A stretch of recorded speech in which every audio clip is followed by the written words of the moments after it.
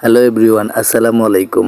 আজকে আমি আপনাদেরকে দেখাবো কিভাবে এক ক্লিকে ছবি রিমুভ করা যায়। প্রথমত আপনি একটা ব্রাউজার সিলেক্ট করে নেবেন। আমি ক্রোম ব্রাউজার সিলেক্ট করে নিয়েছি।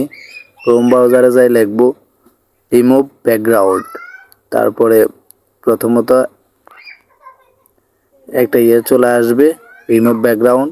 চলে আসছে রিমুভ ব্যাকগ্রাউন্ড। আমি রিমুভ ব্যাকগ্রাউন্ডে ঢুকলাম। এরপর হচ্ছে আপলোড ইমেজ।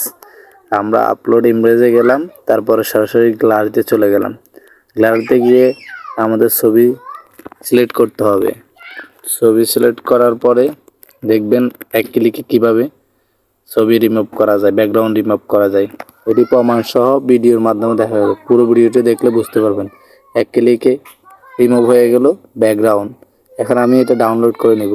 গ্যালারিতে ওপেন করে দেখব রিমুভ হয়েছে কিনা। হ্যাঁ, রিমুভ হয়ে গেছে। এরপর আমি যদি এটা একটু এডিট করতে চাই, এখানে ব্যাকগ্রাউন্ড অন্য ব্যাকগ্রাউন্ড বসাতে চাই, তাও আমি এক ক্লিকে অন্য ব্যাকগ্রাউন্ড বসাতে পারবো।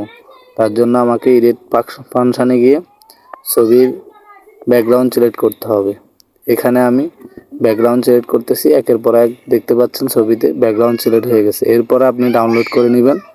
ডাউনলোড হয়ে গেলে আপনি সরাসরি গ্যালারিতে গেলে দেখতে পারবেন এটি রিমুভ হয়ে অন্য একটা ব্যাকগ্রাউন্ড চলে আসছে।